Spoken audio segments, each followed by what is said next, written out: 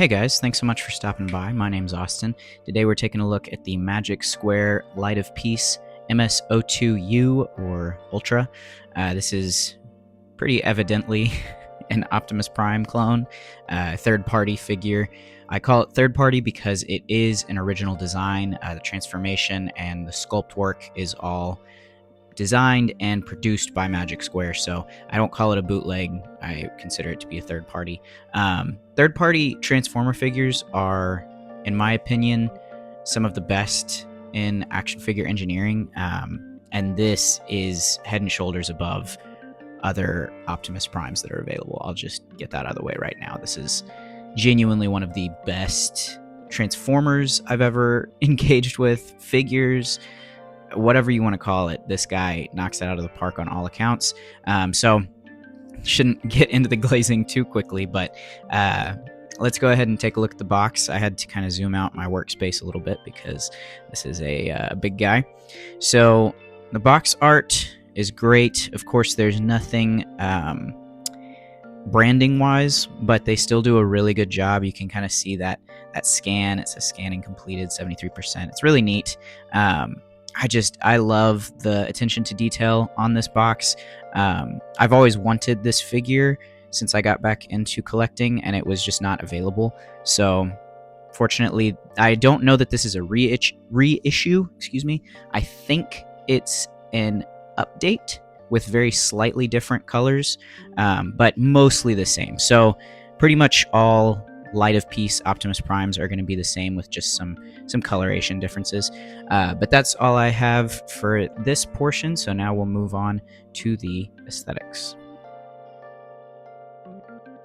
Aesthetically, this is peak Optimus Prime. This is, I mean, I really like the YOLO Park model kits. They did some incredible work with sculpting a realistic, true to the animation Prime, but I mean, this figure doesn't even look like he transforms. He looks so solid and so complete as a Optimus Prime that it doesn't seem like he should be able to transform. The sculpt work is all extremely clean. There's some metal pieces that lend to a sense of value, but also adding some weight to kind of keep him balanced. He's so easy to stand up straight. It's just no trouble at all. We see there is something to point out that is a little bit unfortunate when it comes to the paint work. There is some paint scuffage on either side. This was this way out of the box, so I think it's more of a factory defect than any kind of transformation scuffing or anything like that. Easy to clean up. I can strip that because it's just white plastic, but I left it on there just for the sake of posterity, just to be clear that there are some issues. And let me see if I can move my camera up without, might cut this.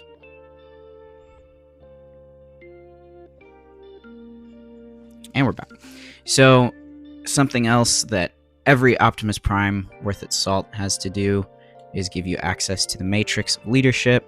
This one, I'm not going to say it's perfect. It should be gold and silver, but this is just exclusively gold. You can pull it out of there, but it takes so much effort. It's really not worth it. It kind of looks better in there anyways.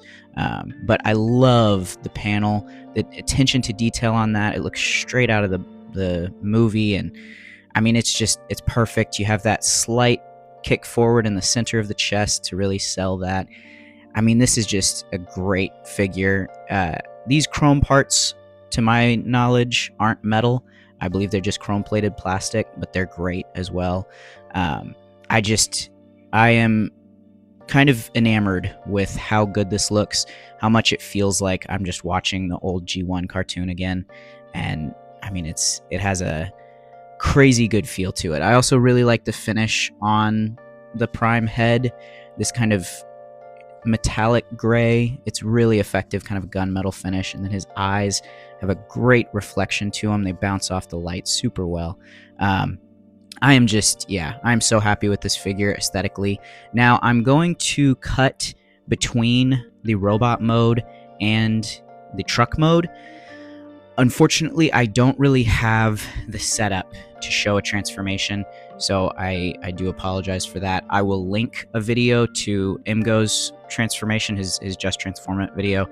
He does an incredibly good job. You've probably already seen it if you've looked into this figure at all, but I will have that linked below for anyone who is looking to just transform their figure and get that information. I will say, though, the transformation is incredibly smooth and really, really fun to do. It doesn't give me any kind of concerns over breakages or anything like that. It's just, and it's fun to flip back and forth, which Masterpiece Transformers are not always the case. So anyways, I'll cut real quick and we will take a look at the aesthetics for the truck mode. I love this truck. It looks super clean, especially the back. You know, it's always kind of a problem with any Optimus Prime figure, excuse me. It's always kind of a problem with any Optimus Prime figure. The back tends to be a little bit uglier. This is obviously very flat, and kind of, you would say, lacking in detail, I think would be the criticism for this back, as well as just being able to see his butt plate pretty clearly. But one really cool thing, and I'll talk about it more in the accessories segment, but something that Magic Square included was actually 2 different adapter pieces that you can add on. Not only to just kind of add a little bit of surface detail to give it more of that truck look, now that you have that kind of hookup hitch point, but also if you have MP44, you can use this one, or if you have MP10, you can use that one.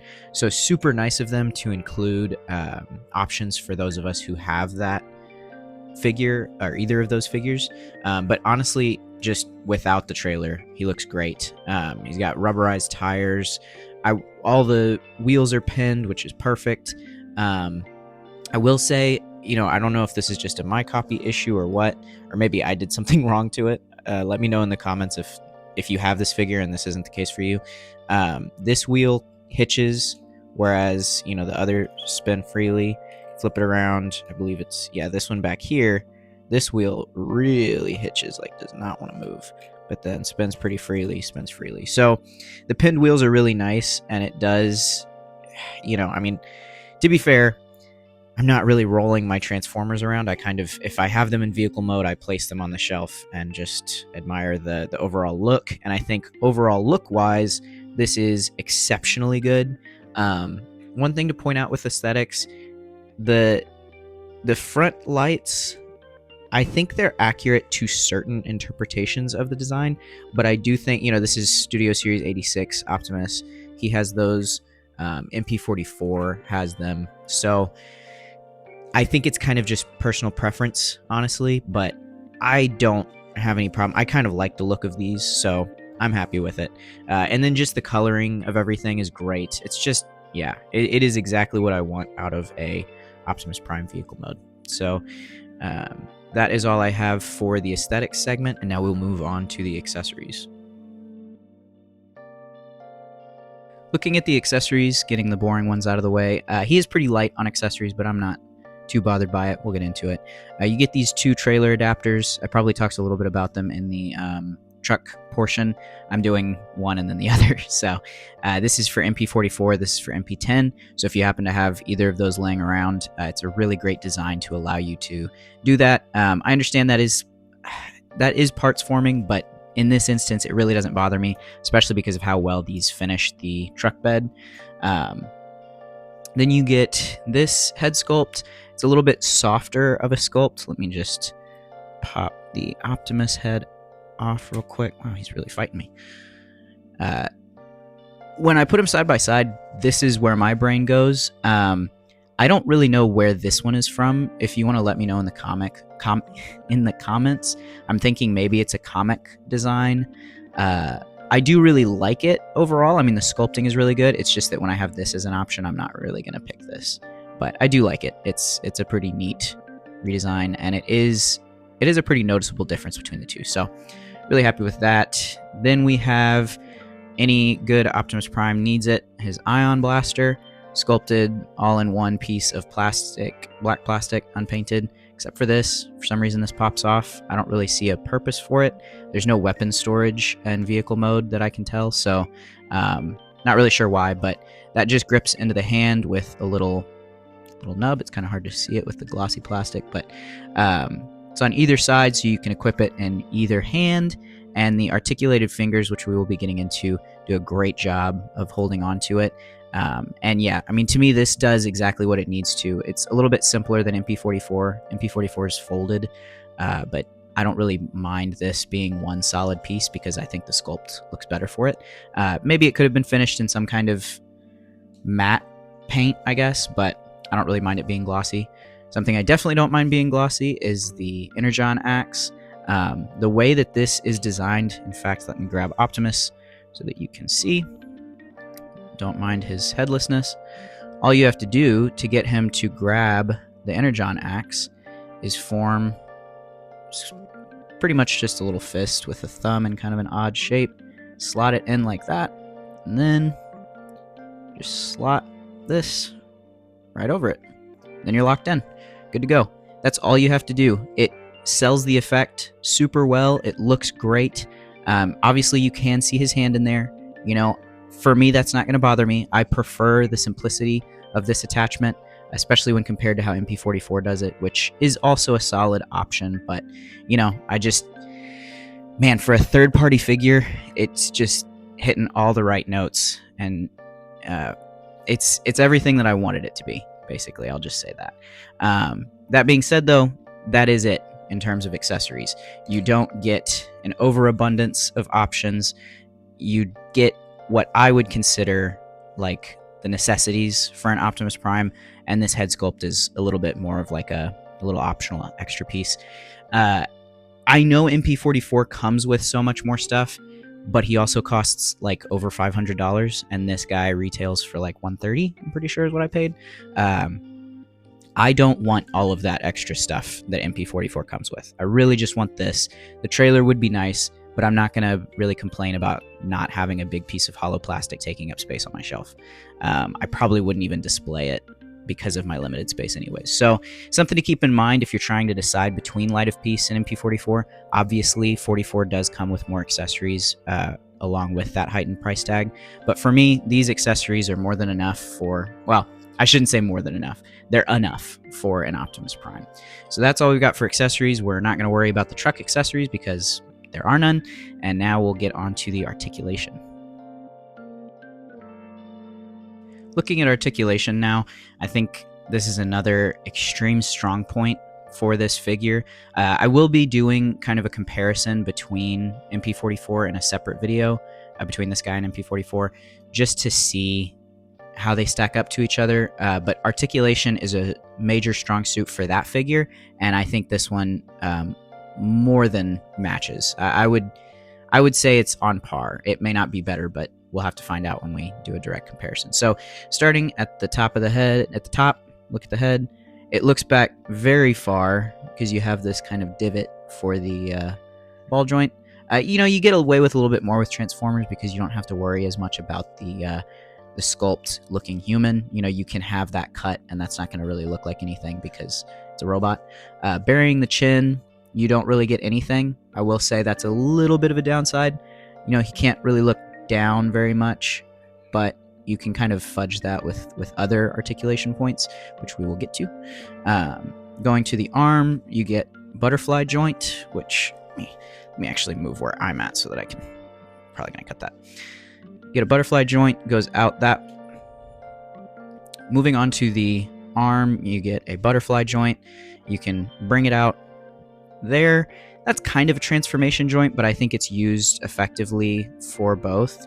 You can also bring it out and back, which gives you a ton of range, and it doesn't really break up anything too bad. It just kind of looks like more mechanics inside. You can go up all the way to the point that the smokestacks stop you. So again, really, really impressive on that. And then go down.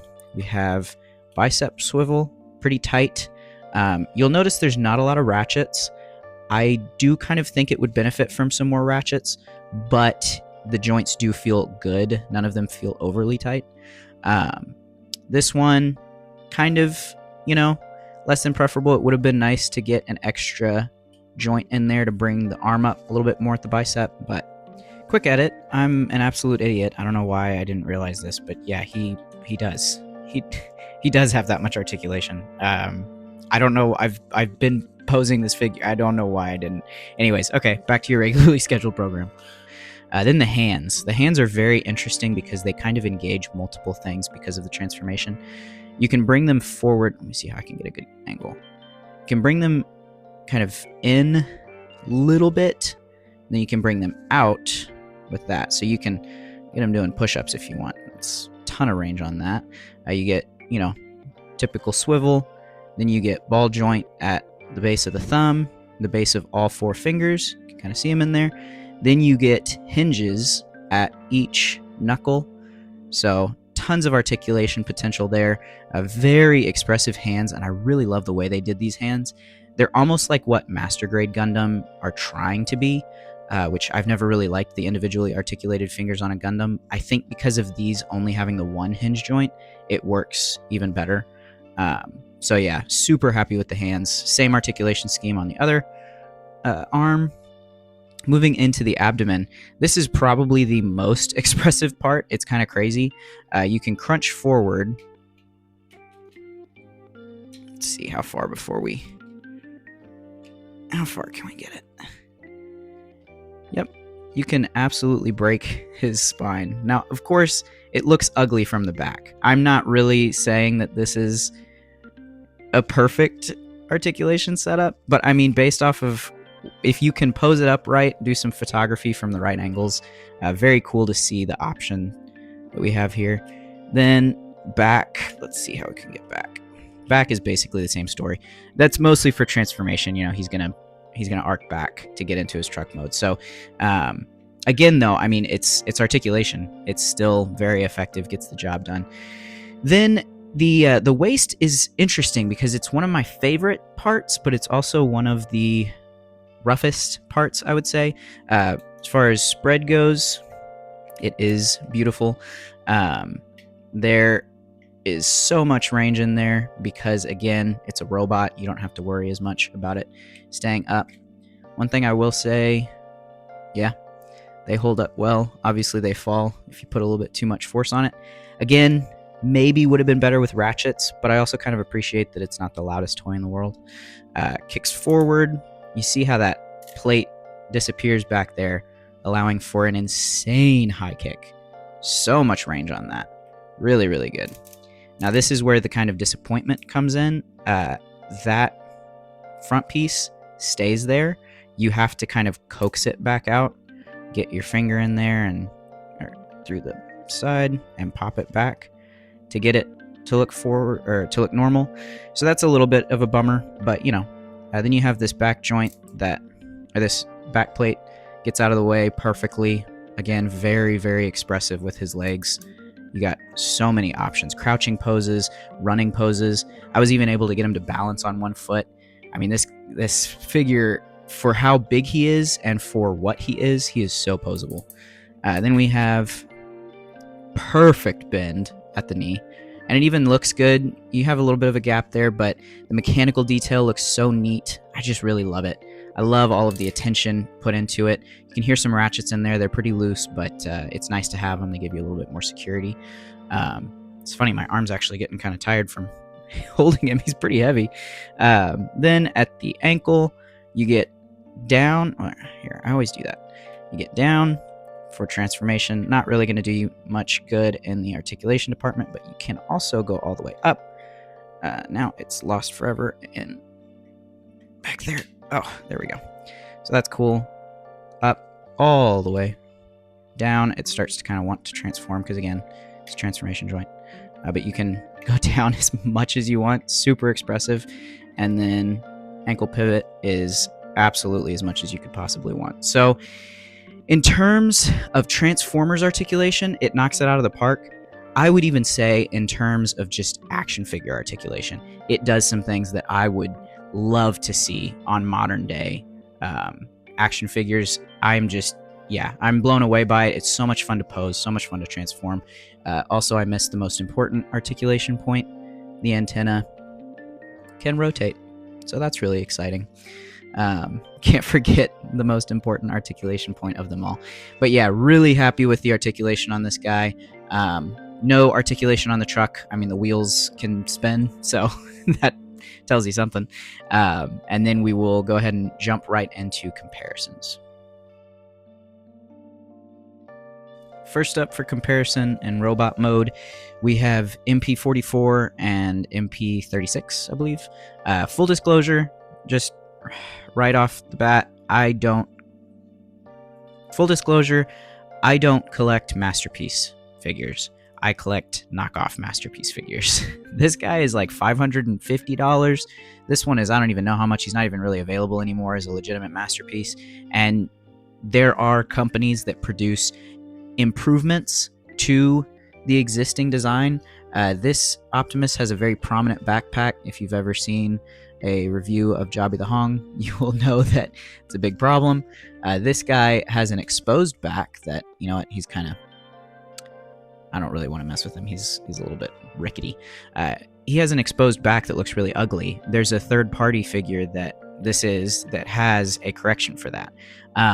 Anyways, that out of the way, I love the way that Light of Peace looks. I think it improves on every aspect of the design. That I don't think there's anything that MP44 does that looks better than Light of Peace. To be fair, this is not the color that MP44 is. This is a much more matte finish, done intentionally by the company that did it. I do think the gloss finish looks better, which the finish on here is more like what you're going to expect from MP44, although I do think legitimate MP44 copies are a little bit more premium in their gloss finish. But I don't really mind this. This looks a little bit more like the kind of classic G1 toyification that I'm a fan of. One thing that I will note, actually, as I have them standing right next to each other, there is no yellow detailing on the arms. That is actually something that I can say Light of Peace does not do that MP44 does. So, to be fair to it, that would be nice to see. That is kind of a iconic part of his design.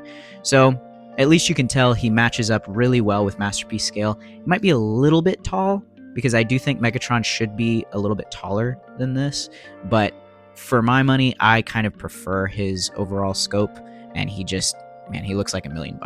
Next up, we've got an MP21 Bumblebee, again, a KO. This is just to kind of give you an idea of how he stacks up to other Masterpiece figures. Actually, I'll bring 44 back out just so that you can see.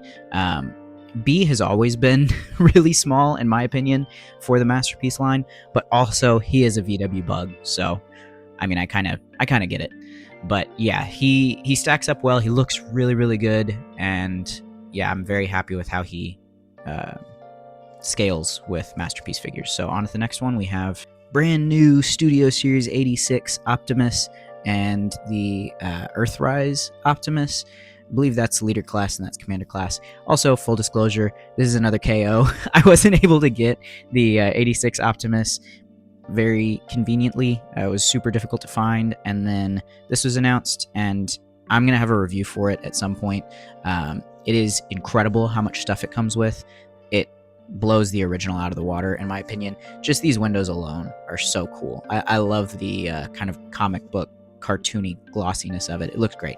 That also kind of brings out a point. These guys do not come with the Optimus, or these guys do not come with the Autobot logo on their shoulder. Obviously, that's because they're not licensed. They're trying to avoid any kind of copyright issues, which I don't really know if you could with how clearly this is Optimus Prime. But anyways, it's not. It's Light of Peace. It's easily rectified by just getting a sticker. If you buy it off Shozi store, usually they include a sticker sheet. These were from TF Safari. They don't include sticker sheets, I don't think. I might have that flipped, but either way, I didn't get a sticker sheet with either of them, which is kind of a bummer, but even then, you can buy some from Toy Hacks. You can get them from TF Safari or Shozi store. They're very easily accessible. You do probably want to make sure that you get one that has kind of the white outline so that the red of Optimus can fill in the actual logo, but yeah, I wanted to bring these guys out just to kind of make it clear that this is a masterpiece scale Optimus. There is no way for him to really fit in with a Generations or Studio Series figure collection, unless you just wanted an Optimus that's like kind of standing head and shoulders above the rest as this iconic hero, you know. Also, this figure looks great, and the Studio Series original is amazing. So, really like the look of him. Excited to get a better look at him as I have gotten him out of the box and everything. Now we'll go ahead and jump over to the vehicle mode comparisons and get started with that. Here is the MP21 Bumblebee in vehicle mode. And of course, this is a KO of the original figure, so that's why it doesn't really line up perfectly. But honestly, for a complete straight up knockoff, you know, it's honestly really good. I think, I don't know. I think it's kind of up to personal preference. I feel like the vehicle mode should probably be a little bit bigger. I kind of just go based off of like where a person would sit in each vehicle. And to me, this is a little bit small. But also, just scaling wise with robot mode, it does seem like Light of Peace is a little bit bigger. So it might just be kind of a slight upscale issue. But overall, I mean, they look really good together. This guy looks like a masterpiece figure, and I really don't mind Optimus being a little bit larger than life. So even if he is out of scale, it's not really that noticeable. And I just, man, looking at them, it makes me think of the old cartoon, and it kind of makes me want to go watch it. But anyways, the next thing we have is the Studio Series 86 Optimus and the Earthrise Optimus. Again, this is just kind of to show that obviously they're different scales. They don't match up perfectly. And just kind of give you an idea of the differences. I will say these windows are just doing absolute heavy lifting for this figure. I mean, it's also just a great figure in general, but I love these windows. The third-party release really kicked it up a notch. This is called MD-005, by the way, for anybody who is looking for it in Shozi Store or TF Safari or wherever you go to get your third-party action figures. So anyways, when it comes to comparison, you know, I think in general I like this truck mode the best. I enjoy the transformation a lot, and it just manages to achieve a lot of really impressive engineering in both modes. And yeah, I'm just blown away by this figure, and I'm also very happy with this one. And MP44 is fine. I think it's just that this one is so much better, and it does exactly what I wanted from 44, that it just kind of makes me feel like 44 is kind of obsolete unless you are insisting on collecting exclusively Takara Tomy releases. But anyways, that's all I've got for comparisons, so now we'll go ahead and move on to the conclusion. Wrapping up my review now on the Magic Square MS-02 Ultra Light of Peace. Definitely not Optimus Prime. Couldn't possibly even resemble Optimus Prime. I hope that I'm not being overly positive about this figure because of my excitement towards it, but to me, it is everything I wanted out of a G1 masterpiece style Prime. And I mean, look at this. Obviously, articulation is a huge selling point for me with any figure. It's my primary thing that I look at when I'm buying something. You know, I'm not buying a statue, I am buying an action figure, so I want it to be able to be action-oriented. And this level of posability, obviously there is some breakages in the sculpt, like you can see a little bit, but to me, there's still mechanical detailing in there to where it still looks like Optimus Prime moving like a robot. You know, it doesn't have to perfectly link up together because he's a robot, and there's going to be some anatomical differences between that and a regular human. A little bit of housekeeping as well. I'm an idiot. So I put in an inclusion explaining the double joint. I mistransformed it, but that also resulted in the little arrows that I said in comparison with MP44. He does have the arrows on his forearms. It's just that they're not colored, so they're not super visible. So I still would say that that's something that MP44 has over this one. Of course, you know, this is a very easily paintable surface, so it wouldn't be that difficult to just lay down some yellow paint. I'm probably not going to, because it's not a huge deal for me. I appreciate just having the surface detail, and that's, you know, good enough for me. So I do a ranking system. It goes first grade, high grade, real grade, master grade, perfect grade. That's from Gundam. I do it because I don't like giving numbers to things. I don't like saying this is bad. I just feel like some things are better than others.